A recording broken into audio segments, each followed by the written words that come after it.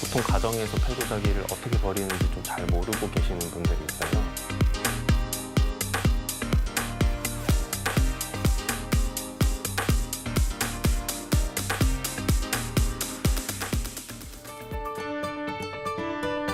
지금 현재 계획하고 있는 거는 이 재료에 대한 안정성을 좀 검증을 해서 식기 제품을 생산하는 게 이제 가장 가까운 계획이고요. 최대한 이런 패도자기가 활용될 수 있는 방법들을 많이 만드는 게 저희의 목표입니다. 나는 버려진 도자기에 새로운 쓰임을 만드는 그리너입니다.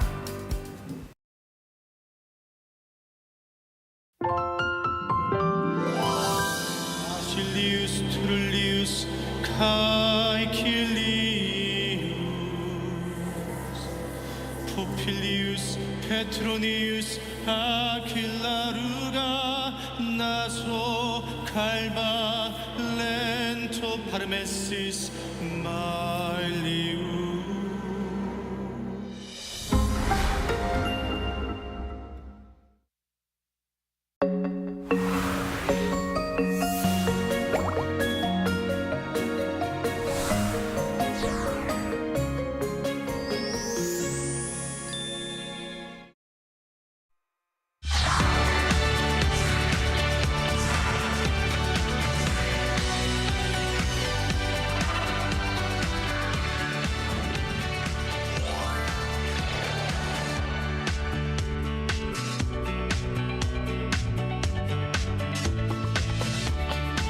안녕하세요. Riding on the Korean wave.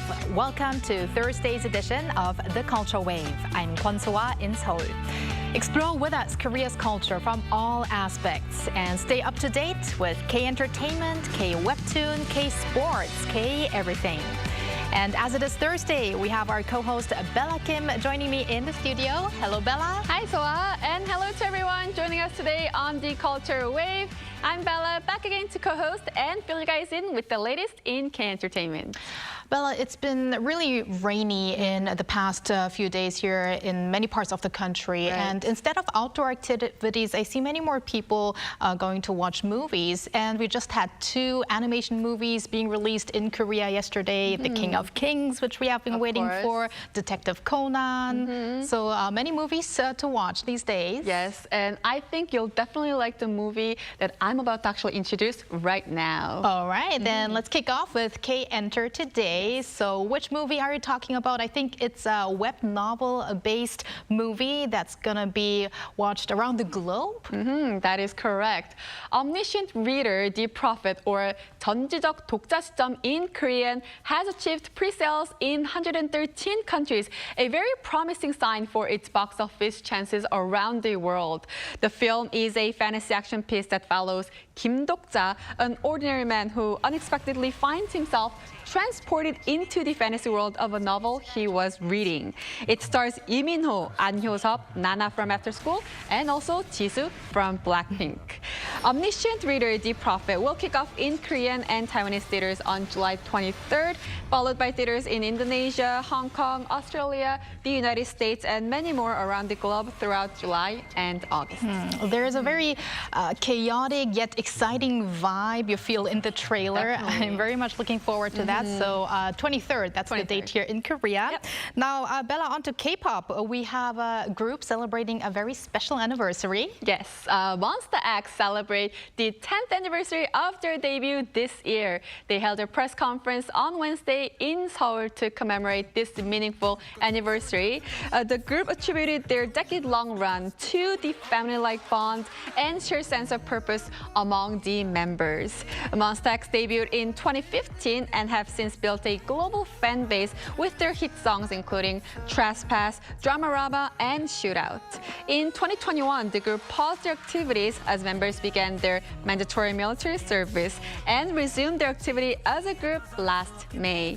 They are set to meet their fans through their 10th anniversary concert 2025 Monster X Connect X at K-Expo Dome in Seoul from July 18th to 20th. Congratulations to Monster X on their special 10-year anniversary.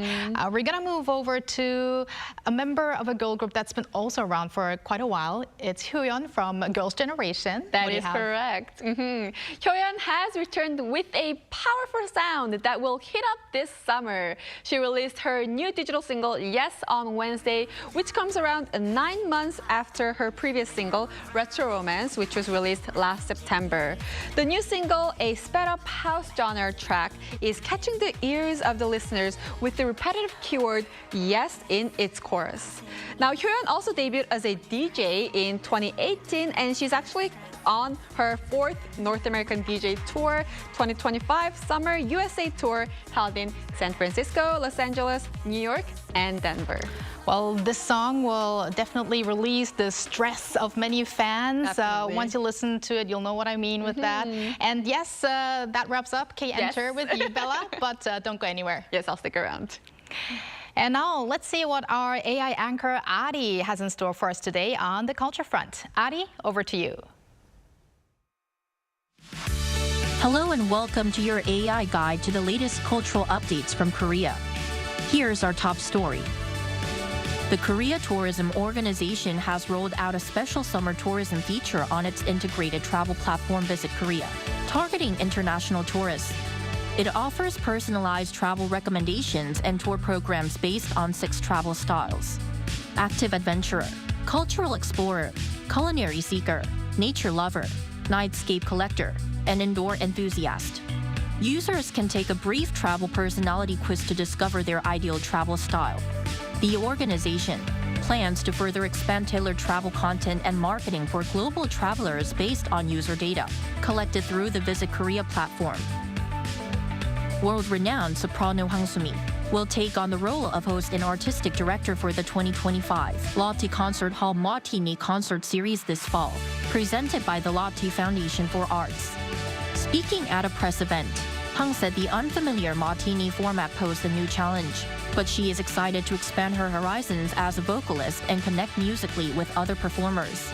The concerts will take place at Lotte Concert Hall in Seoul on September 18th, October 16th, and November 20th. Hwang gained global recognition after winning the prestigious 2014 Queen Elizabeth competition, and further drew spotlight as the soloist for the Olympic anthem at the 2018 Pyeongchang Winter Games. The Cherry Orchard, marking Cannes-winning actress Chun Do-yeon's return to theater after 30 years, launches its international tour this fall with performances in Hong Kong and Singapore. The production is a contemporary adaptation of Anton Chekhov's classic by director Simon Stone, set in modern-day Seoul.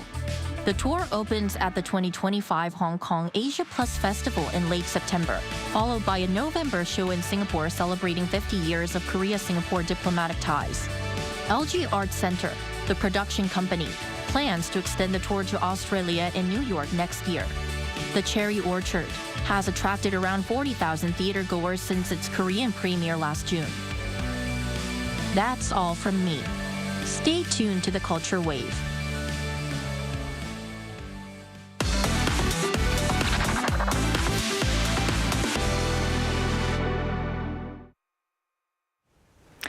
Global auditions to discover aspiring K-pop stars are gaining attention. One such audition was held in New York as part of the biggest annual dancing festival, K-Fan 2025. Cha Yoon-kyung shows us how K-pop fans become K-pop artists. Global wannabe K-pop artists showed their talent in front of Korean entertainment agents during a global K-pop audition at the dancing festival K-Fan 2025 held in New York at the end of June. 13 teams and solo participants were on stage after passing the preliminaries, which involved around 100 teams. K-pop is something where you could express yourself and try out different concepts with other group members. If I keep working hard and I keep, taking opportunities and performing in festivals like these. I want to try new things, and I get stage fright really badly, but I want to put myself out there. Participants who were K-pop fans were thrilled to be part of the global K-pop artist debut project. Several agents from famous Korean agencies, such as Starship Entertainment and Adore, participated as judges. As K-pop is going viral all over the world, we also need prominent global members. It was worth it to meet lots of potential trainees. More global potential trainees are expected to participate in K-pop auditions, which will also be held again in the U.S. as well as Europe and Asia. 차윤경, Arirang News. The increase in popularity of Korean webtoons and web novels has not only led to the release of other webtoon and web novel-based content, like the movie Omniscient Reader that Bella reported on earlier, but it has also resulted in a surge of illegal online reproduction and distribution cases, leaving creators disheartened. Webtoon companies are now actively tracking down the individuals behind these acts. Ian-jin tells us more. K-webtoons often feature uniquely Korean superheroes, with the characters ranging from being cute to quirky. And many of the beloved K-dramas on various OTT platforms are actually based on webtoons. But illegal distribution has become a serious issue, with new episodes often uploaded to piracy sites just 10 minutes after release. This has forced webtoon companies to go after the pirates themselves, which led to the formation of an illegal distribution response team 4 years ago, the first in the industry. They monitor for illegal content around the world with a hawk's eye. They have since identified the operators behind more than 80% of targeted piracy sites. They infiltrate illicit channels and use proprietary technology to gather scattered data online and determine the identities of those responsible. When we send a warning email with a message, "We know who you are," it's not long before they shut down the site or take down our content. To date, over 800 million pieces of illegal content have been removed, and nearly 30 global distribution sites have been shut down. The number of shutdown sites has increased significantly since the team's launch, but the process hasn't been easy. It's personally tough at times, especially when we receive insults from users of these illegal sites, sometimes bordering on defamation. Last year alone, more than 400 million cases of illegal K-content distribution were reported overseas, with over 70% involving webtoons. According to the most recent data collected for 2023, the estimated financial damage to the webtoon industry exceeds 440 billion won. That's approximately $320 million. This is not a problem that can be solved by the industry efforts alone. Such violations leave webtoon creators disheartened as others profit from their work. This has led to growing calls for harsher penalties and for the establishment of a profit recovery system that redirects illicit gains back to the victims. Even when a webtoon is successful, it's not easy to just celebrate. It's heartbreaking. Those who work hard get nothing, while others make money off their efforts. With the new government aiming for a cultural market worth some $211 billion and the value of cultural exports to reach $35.2 billion by 2030, illegal K-content distribution is expected to be a key issue moving forward. 이은진, Arirang News. Here's a note to Arirang TV viewers. We are conducting a survey for our programs, including The Culture Wave, to meet our viewers' expectations. Please visit us at www.arirang.com or on the mobile app Arirang TV to give us your valuable feedback.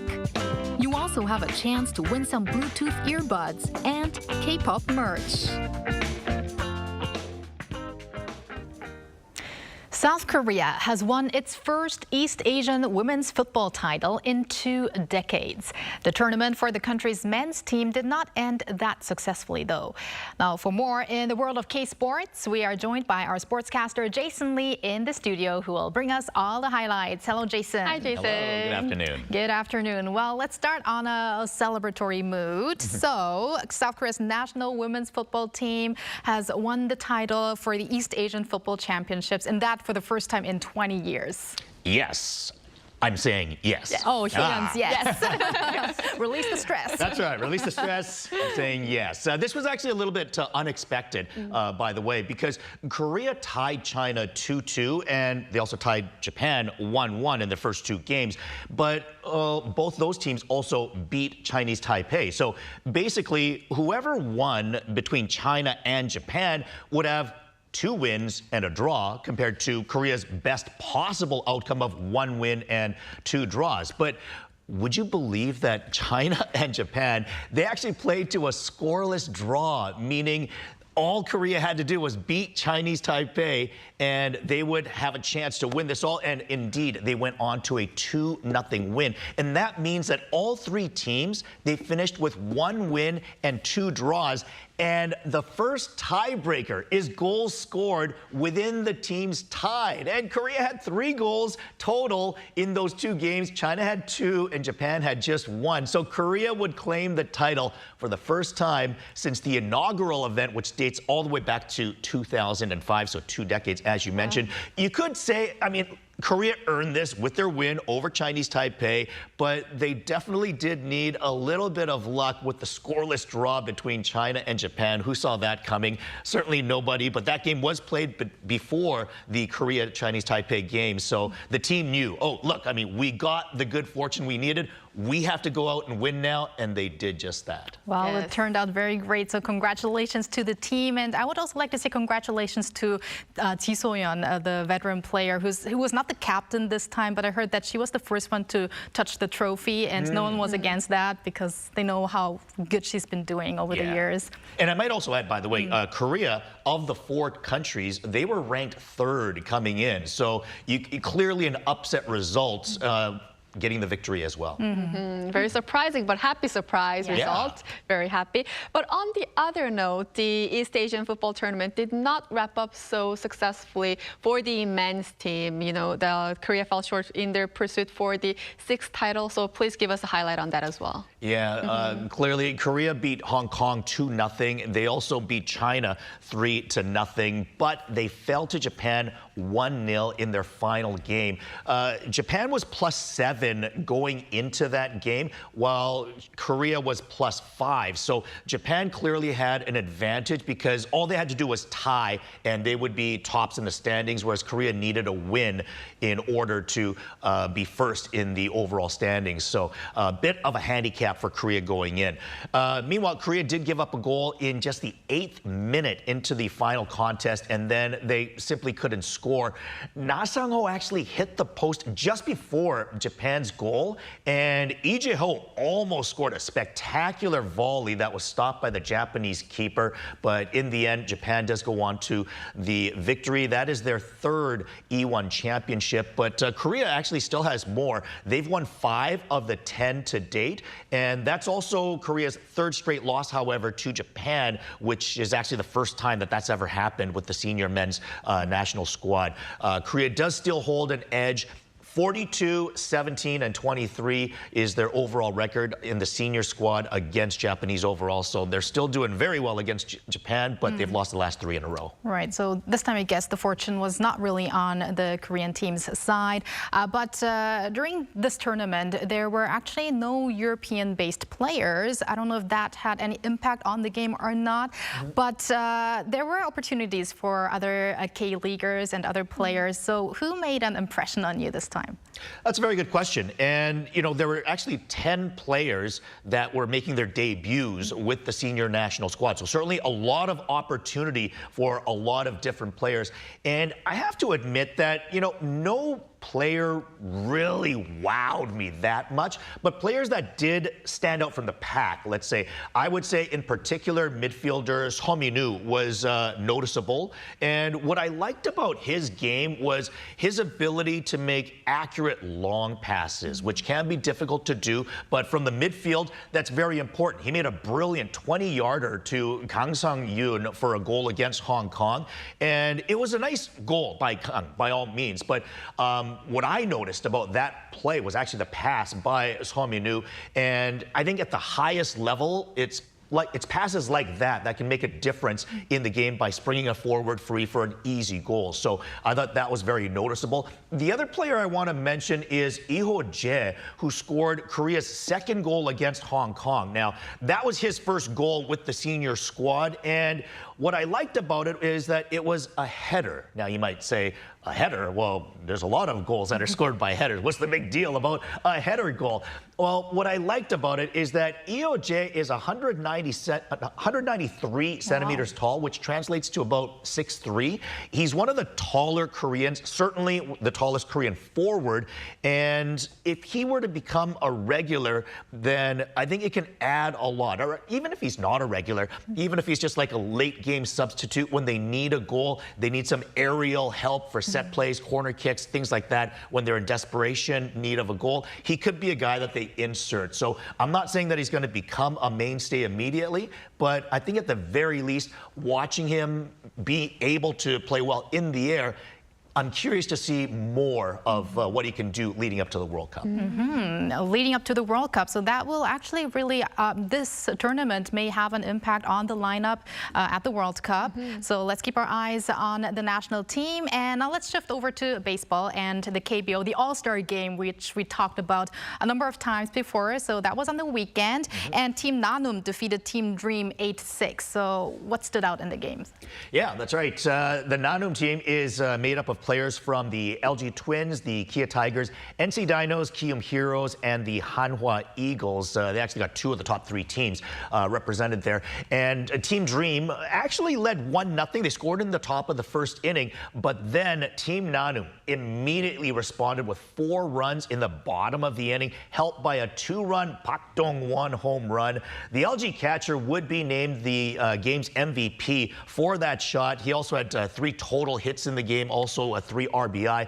He would receive a brand new Kia EV4 for his performance. So congratulations to him, and he gets a brand new car for it too. Nice. Oh, very jealous. But on the other side, like the entertainment side, because KBO All-Star is, you know, fans always look forward to those things that baseball players, the players prepare, right? Not what they prepare for defense. So which player kind of stood out to you, and which player caught the eyes of the fans this year? Yeah, very good point. I think, you know, all-star games in Korea, it's all about entertaining the fans. So much of it, it's more about the fun costumes and planned entertainment to keep everything lighthearted and fun compared to just the score on the scoreboard, and you know, a lot of more spectacles and memorable events. When I look back on it, I'll always remember Hanwha's Cody Ponce. He entered as Darth Vader, so I thought that was really interesting. Looked as Victor Reyes stepped into the batter's box wearing a Korean hanbok, and twin center fielder Park Kye-min showed up as Spider-Man along with his kid. My favorite part, however, it was a bit of a surprise. SSG Landers pitcher Ito Un dressed up as a Boy Scout in the uniform. If you've seen the animation Up, there's a character that's a Boy Scout there named Russell, and he's kind of dressed up at him, but you've got to know the full story because Ito Un is only 20 years old. And he's a big guy for a 20-year-old kid, but he's got a baby face. I mean, he looks like a middle school student. I mean, I would say my elementary school kids, they probably look older than he does. So the fact that he came in wearing a full-on Boy Scout costume, I thought it was just hilarious, knowing the context of just, you know, who he's known as. Wow. Right, the fans probably had lots of fun at the game. But let's now talk about something else that might be a little bit more serious. There's been some more leadership changes, this time with Kium, and not only parting with their manager, right? Yeah, that's right. Some major changes, actually. Kium cleaned house, firing manager Hong Won-gi, also general manager Ko Hyung-wook, and even bench coach Kim Chang-hyun. So this team has finished dead last in each of the last 2 seasons, and they're probably going to make it 3 in a row by finishing last this season as well. Kium has obviously lost some very good players in Lee Jung-hoo, Kim Hae-sung, Kim Ha-sung that have all gone over to Major League Baseball, but they've also received over $20 million in compensation for these guys that obviously wasn't properly spent to reinvest into the team. So at the very least, I think the fact that the team is doing so poorly, they haven't reinvested into free agency to make this team stronger. I think the fans are clearly disappointed and upset. And there have even been articles that have come out recently where the KBO's Players Association has been accusing the Kium Heroes of some mismanagement. And you know, there might be some more coming out of this in the near future, but certainly there's a lot of people that are upset. And for the time being, those three have been taking the fall. And speaking of recent articles, I also saw how the manager or ex-manager Hong just a few hours ago posted on social media his last goodbyes to the team. So let's see how it all works out for Kium in the future after that reshuffle. Right, definitely keep us updated. And speaking of the three former players that you've mentioned from Kium, the Major League Baseball also just had its All-Star game. How would you say the first half has been so far for Lee Jung-hoo, Kim Hae-sung, and Kim Ha-sung? It has been an absolute roller coaster ride so far this season. And yeah, let's start with Lee Jung-hoo, who was off to a hot start in April especially. Not so much as of late.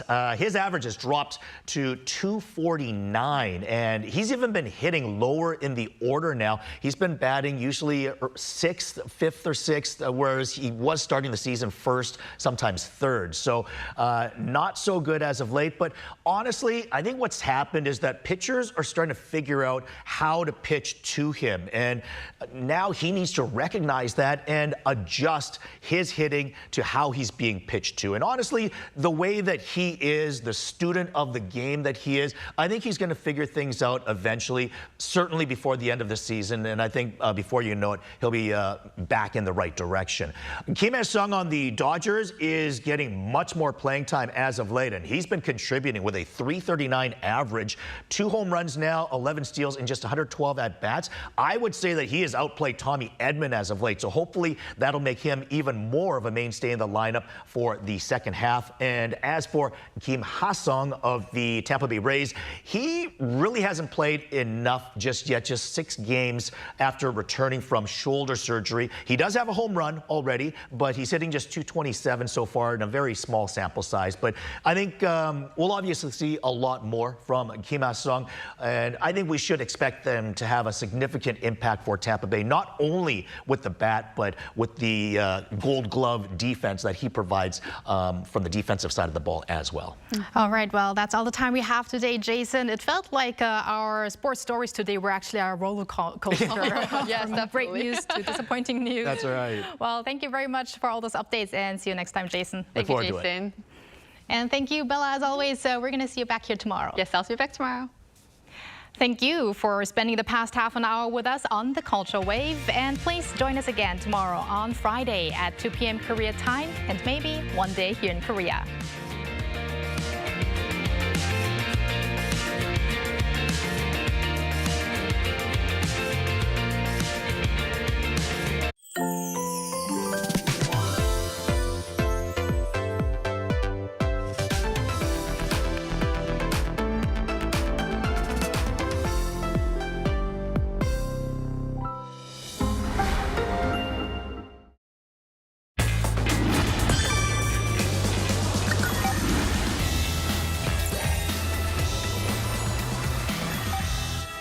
Curious about what's special about K-content?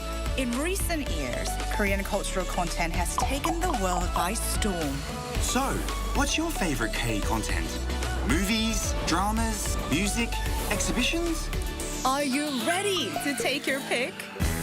Starting with globally acclaimed K-movies. It's no longer rare for Korean movies to receive awards at international film festivals. And we can't talk enough about the K-drama sensation. It's not surprising that drama filming sites go on to become major tourist attractions. When we are on the topic of K-pop, we can't leave out idol groups. They are the driving force of K-pop. K-pop idol group members do not only have exceptional singing and dancing skills, but they have the looks too. I'm a huge fan. I really like Korean underground music. These days, talented K-indie bands are recognized overseas as well. Oh, and Korea also has a lot of music festivals. You can meet musicians of all genres at these events. Exhibitions happen in Korea all year round. I also enjoy going to the theatre. There's no shortage of musicals, plays, and performances to choose from. So keep an eye on the theatre scene. Then there is K-design, blending traditional and modern elements. K-fashion, leading trends. K-beauty, which takes beauty to the next level. K-content, receiving praise the world over. Watch it, experience it, and enjoy it.